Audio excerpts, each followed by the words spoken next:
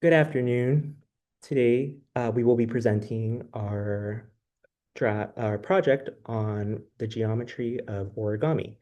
My name is Eli Deanda, and I am with Ray Rivera. And today, as mentioned, we'll discuss the geometry of origami.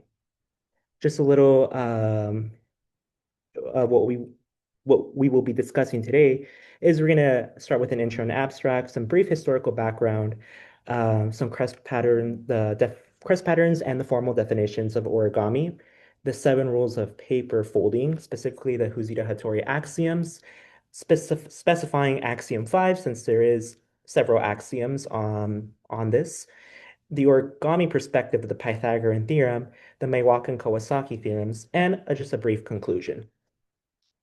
Now, just to start, what if a sheet of paper can do more than just merely create art?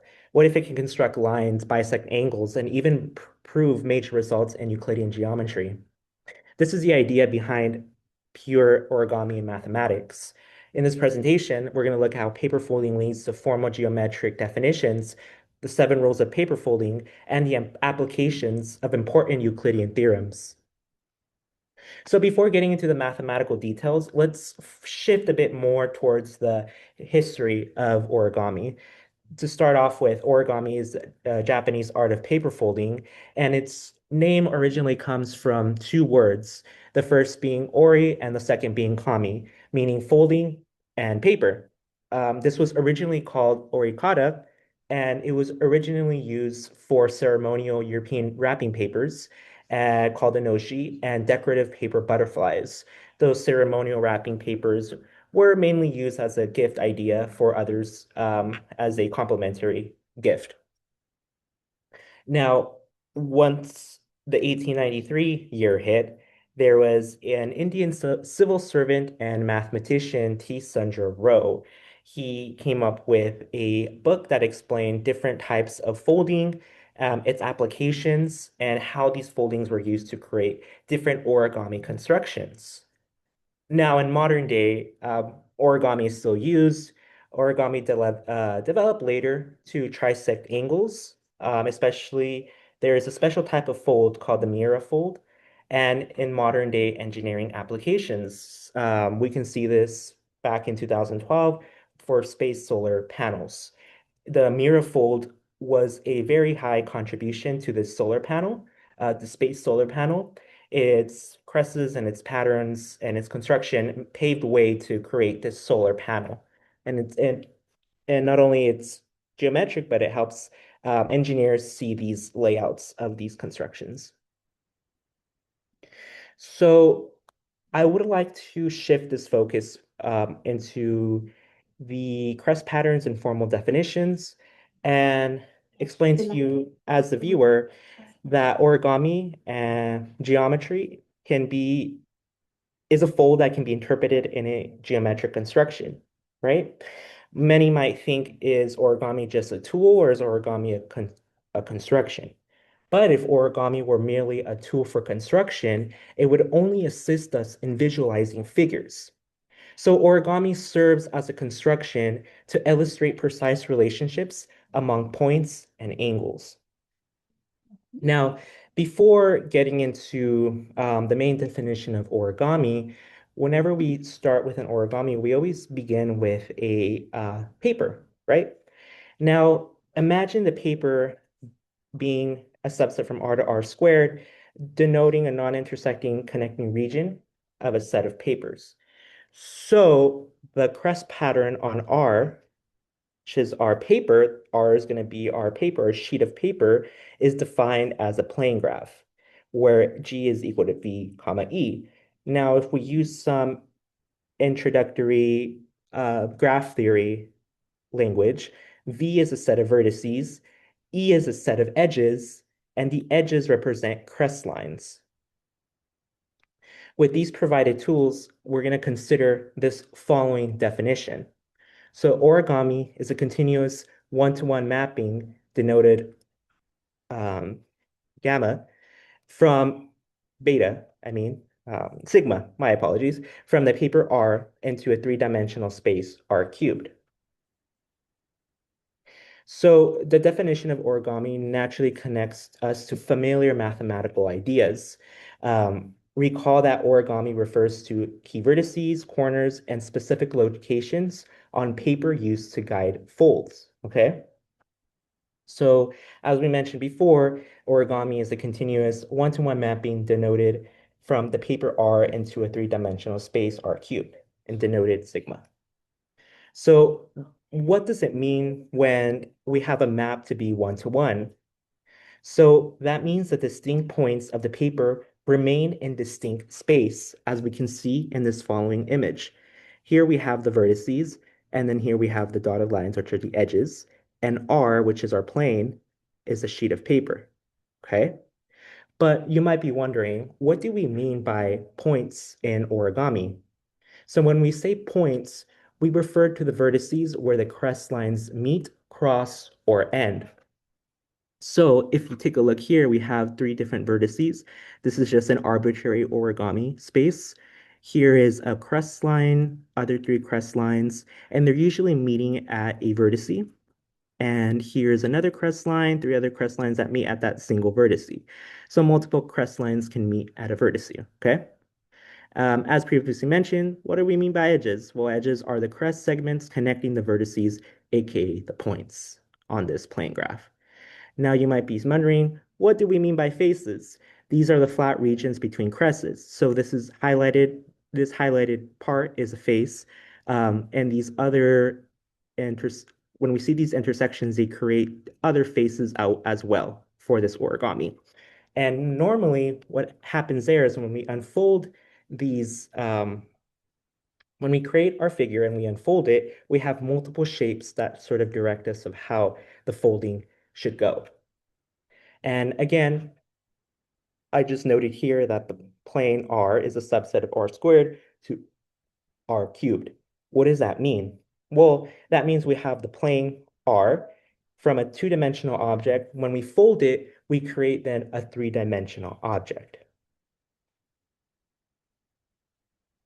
Now, to further describe crest patterns, it's essential to distinguish between the two most common types of folds. So the first fold is a valley crest. It's defined as a positive angle folding, theta greater than 0, representing the displacement of a flat plane and a sign value of 1. Okay, so why is this definition so essential? It's because it not only records where crests occur, but the direction of where the bending occurs of this paper. Now, we also have a mountain crest, which is defined by a negative folding angle, theta, less than 0, and an assigned value of -1. So note that a mountain crest occurs when paper is folded so that two adjacent faces move away from each other. Okay? So again, why is this mountain crest essential? These definitions provide a fundamental of paper folding, its crests and the methods it folds in an arbitrary space. So with this in mind, we may turn to the Huzita-Hattori axioms, which formalize the fundamentals of paper folding. So here's just a quick description of the mountain crest and the valley crest. Here's an origami paper bird, and here we can see different crests and vertices and very similar to this diagram here. So just again, mountain crest, it's shaped like a mountain, valley crest like a valley, okay? So now we will be discussing a little bit on the Husida-Hattori axioms. Now we're going to be discussing just for this presentation, the fifth axiom, which is the most common or sophisticated out of the five. So um, based on the Husida-Hattori fifth axiom, um, given 2 points, P1, P2, and a line L, there is a fold that places P1 onto L1 while passing through the point P2. Okay, so to further share what's going on um, here, so let me stop this share really quick.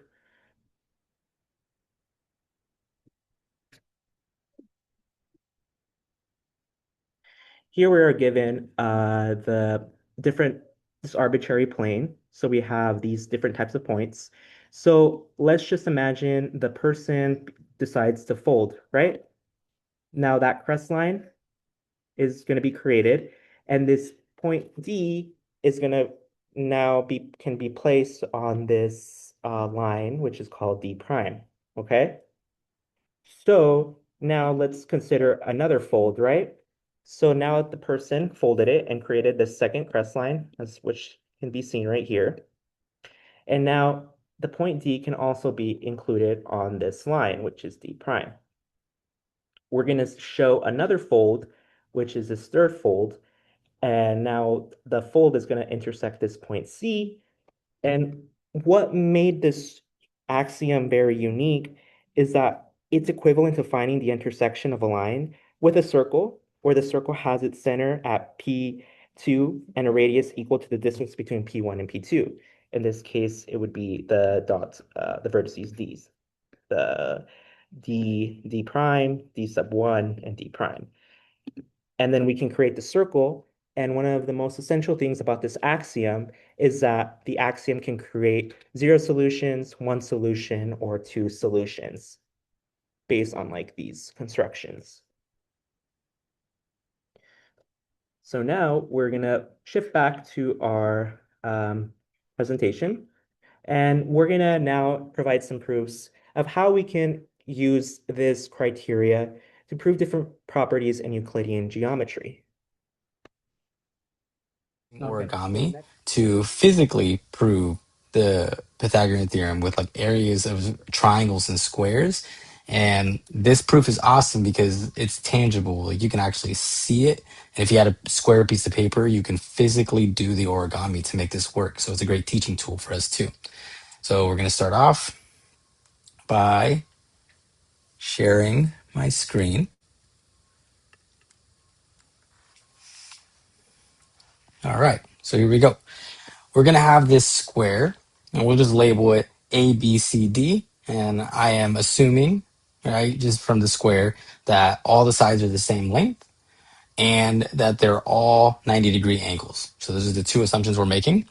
And I'll write above here real quick what we're trying to show. So the theorem states, right, A, well, we'll start off with a triangle. Well, triangle is a right triangle, and C is the hypotenuse. So these are the two conditions we want to get to. So we want to have right triangles. We want to have C in this equation be the hypotenuse of the right triangles. And then obviously we get A squared plus B squared equals C squared. And that's, again, with A and B being the two sides of whichever leg we want to go.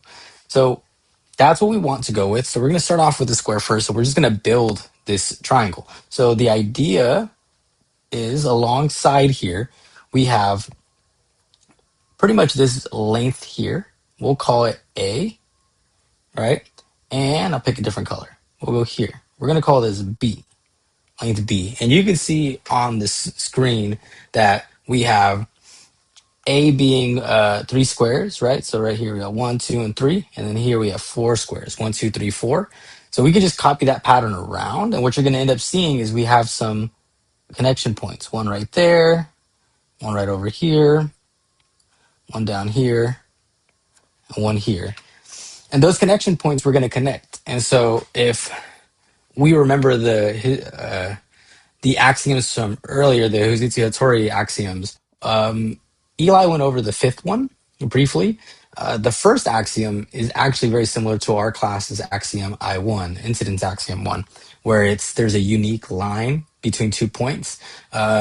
This axiom, Huzizi-Hattori axiom 1, says that there's a unique fold that goes between 2 points. So if you have two distinct points, we can fold the paper where both of those points lie on that line. So we're pretty much going to take that idea and we're going to take a line, fold it along here. We're going to fold another one here. Right? We're just creating these folds. You can see we're creating what looks like a square, but we're going to prove that it's a square in a second. So let me erase that and let's show the interstate. So this is what it'll look like cleaner. Okay. And again, we gave some of we gave these names. So I'll just go to write that down. We will, let me make sure I'm on this one. We'll call that A, B, all right? This would be A, B. It could be the same going around. And we'll actually just use these further right to this one and this one. We use these two triangles to show that all the triangles are congruent. So obviously you can see it because each one has a side AB, but to be more specific, we have a side, we have an angle, so we have a side, angle, side. So from our theorems, right, by side, angle, side, we can say that this triangle, let me go and highlight it, this triangle is congruent to this triangle. We can give them names, but the idea is just that the triangles are congruent to each other. Okay, so that means that by CPCPC, sorry, that we have that this hypotenuse is the same as this hypotenuse. And we can copy and paste this proof all the way around. So now we have that at minimum, we have a rhombus, right? We have that all four sides of this inscribed shape are the same length. And so real quick, we will move on to prove that the angle formed by this inside, pretty much by this shape, is actually a right angle every single time. So we're going to go ahead and call this, we'll go ahead and label it again. We'll go AB. We'll do the same here, AB. We're going to call this angle alpha, right? And this angle right here, we'll call it beta. Okay. Again, since they're congruent triangles, this would be alpha, sorry, beta. And this angle up here is going to be alpha. I'm going to erase that, alpha. Okay, so if I write down real quickly, just focusing on this triangle right here, I'm going to have three angles. I'm going to have alpha, I'm going to have beta, and I'm going to have a 90-degree angle, which is called pi over 2, right? And that's going to give me pi. If I move the pi over 2 to the other side, what I really have is alpha plus beta is equal to pi over 2. Okay, that makes sense for this triangle only. But now we're going to focus on this inner part, this little connection point right here. And what you're going to notice is I will give this a different name. Let's go ahead and give this gamma. Okay, so we have gamma, and my new equation is going to look like alpha plus beta plus gamma is going to equal to pi because they form a linear pair.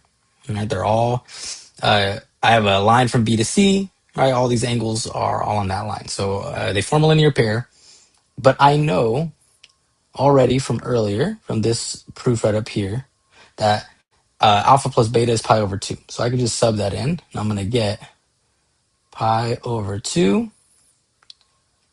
plus gamma. It's going to give me pi, and that gives me that gamma. It's going to be pi over 2, which is what we wanted. We wanted to show that this angle that I'm showing, that I'm calling gamma, is actually truly pi over 2, which is a right angle. And we're done, proving that the inscribed shape is an actual square. So I'll hide that. Okay, so what we have now is we have a square on the inside. Let me go ahead and hide this real quick. I'll leave this on. That's all good. Okay, we have all these sides being the same, and we have that it's a square. That's going to be important when we go ahead and do this next step, where we're taking stuff away from this larger square, from the square ABCD, and we're pretty much folding behind. And so if you can see this triangle right here, we're going to fold right behind our paper, and we're going to be left with just the blue side, just this side of our new square on the inside. So visually, it'll look something like this. You can see that the point C will be about right here. Right, so we're folding that inward. We're gonna do the same thing with point D. A goes there, B goes here. So you're gonna see we're folding all these behind. And what it's really gonna end up looking like, if I take away the outer square, we're just gonna be left with that square at the very end. And that's what we kind of wanted to show. And we're gonna give that square a name. So we had that the triangles were A and B. and that the hypotenuse of the triangles was C. Okay, so here we'll go to the inscribed square. We're going to call this side C, and we know it's a square. All the sides are the same. So the area of this, area of the square is C squared. Okay. And so now if I go back to my outer square, we had triangles of base A, height B. We had 4 of them. And those areas, so we'll go area of the triangles. We'll call this like little square here. Area of the triangles was 1/2 AB. Standard area formula. So the area in total that I had area, right, was A plus B squared. That is the area of this entire square right here. A plus B squared, because each side of it's a square and each side is A plus B. And I'm going to subtract, let me go ahead and keep doing that going. Subtract 4 triangles of 1/2 AB. That is what we have left over inside. That is this square on the inside, right? And really, I can call that C squared right here.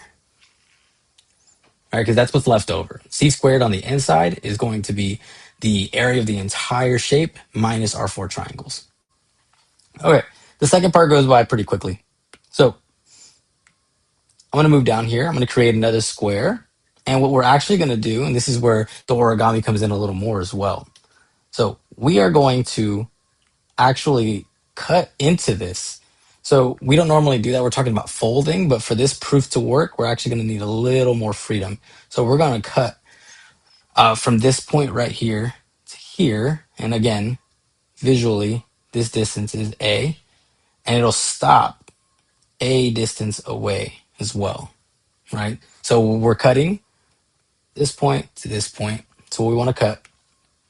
And what we're going to be left with, right, is this idea, right? So obviously the blue dash line is a cut, but I drew a red square so you can kind of see where we're going with. We're creating these 2 areas. And we know that this area right here, let's see where you are, right? Layer 5. This area is A squared, and this length was B, and so I have B squared here. Okay. Now, the next thing we're going to end up doing is we're going to create those same exact triangles that we had just created earlier. So I'm going to create one right here, and I'm going to create one right here. Okay, I have 4 triangles. You can see them right here. 1, 2, 3, and 4. 4 triangles, and each one has base A and a height B. So again, origami wise, what we're going to end up doing, like big picture, when it comes to paper folding, we're going to take this corner, go ahead and highlight it. We're going to take this corner, right? Since there's a cut, we can actually fold that behind, right, our paper. So you're going to be left with a shape that looks something like this. About right there, right? For the most part, the cut allows us to move whatever was up here underneath, right behind it. Okay. So the next thing we got, let me just erase this real quick. We're going to fold again. So again, we can imagine that this part is gone and we're left with this. And I want to fold that also behind our shape. And we're going to be left with this, just 2 squares at the very end. All right, it'll look something like this. Let me go ahead and erase this square. So this is what we're going to be left with. So you can imagine we folded this top section right here. We folded it behind this bottom left, and then we folded that combination of the top left and bottom left behind this square. And we are left with this square, and we are left with B squared right here. Let me go ahead and go down here. We're left with B squared and A squared. Okay, I'm going to go back to that square shape that we had. And we're going to do this equation again real quick. So the full area was A plus B squared, right? That was the length of our sides. And we were going to subtract four triangles, all right? You can see them here. 2, 3. Okay. Four triangles of area 1/2 AB. And what we're left with is two squares, A squared plus B squared. That's our result. And now if you compare this, if I zoom out, you can see that we're going to have the exact same thing on each side. A squared is equal to A plus B squared minus 4 1/2 AB, which is pretty much the whole square minus our four triangles that we folded behind. And up here, we also have that we were able to create a square of length C squared, right, of area C squared, sorry, taking away the exact same four triangles. And there we have it. That is our proof of the Pythagorean theorem. You do have to create this shape twice, so using this with two squares would be ideal. But this is a physical proof. You know, we're using areas of squares and triangles, something we learned a long time ago. Not so much algebra on this proof. So it's a really cool proof for us. All right, I'm going to shift over to the project. All right. So we're going to go through some of these other ideas a little more quickly, but that was our proof for the Pythagorean theorem and how origami is used to show that tangibly. We're going to be moving to flat origami. So we're going to define it. Flat origami is the idea of a crease pattern, right? So we made some type of shape. You can see here there's a turtle, there's a flower, but it's some type of shape where if you were to put it inside of a book and close that book, you add no creases. So it's a really cool idea because it lets us like find some more formulas out and some more theorems. But that's the basic idea of it is can you like press down on this shape or object that you made and not add a single crease? We actually have some really cool theorems that come from that idea of flat origami. Okay. So the two main contributors we have Meikawa and Kawasaki. They're the two main ones, but there was another mathematician, Justin, who also came up with the theorems around the exact same time. So he gets credit as well for both of these. So we have the first one, the Meikawa and Justin's theorem. It says in a flat origami, every vertex, at every vertex, the number of mountain folds and valley folds will differ by 2. In other words, right? The absolute value of the difference between the two is going to be 2. And we're going to just come right back up here to remember what a mountain and valley fold is. So the mountain crease or mountain fold, right? It pretty much you can visually see it, but it's where the fold is like towards you, I guess, right? Like the crease is happening towards you, and the valley fold is the opposite. It's like almost going away. The two papers are going away from you to the crease. Okay, so what we're saying here is that the difference between all of those folds that happen at a certain vertex has to differ by exactly 2 all the time. You can't have them equal to each other or differ by 1 or more than 2. It's always 2. And we'll see that in a second with the coloring example. But on this next one, it's same idea, but just said a little differently. It's a different way of thinking about the vertexes in these flat origamis. So we have Kawasaki and Justin's theorem. So the given crease pattern can be folded into flat origami if and only if the sequence of angles, right? So we'll go alpha 1 all the way to alpha 2n surrounding each vertex fulfill the following condition. A1 plus A3 all the way to AN is equal to A2 plus A4 all the way to A2n, which equals 180 degrees. This one's a little, it's not as hard to understand when you visually see it, but the idea is every single time we make a crease towards a vertex, right, we're separating the plane into 2. It's very similar to our plane separation axiom, right? We have 1/2 of the fold or the paper, right? If again there's a crease, we have one side and the other side, but the angle that's made, right? There's a full 360 that can go around that crease. We're cutting into that. We have part of that angle pretty much belonging into side 1, the other part partitioning side 2, but we have a bunch of different angles. We can have a bunch of different angles, right? And half of them right, equal 180. The other half equals 180. That gives us our full 360 coverage around a certain vertex. So we'll see down here. We'll start off with the visual example for Meikawa.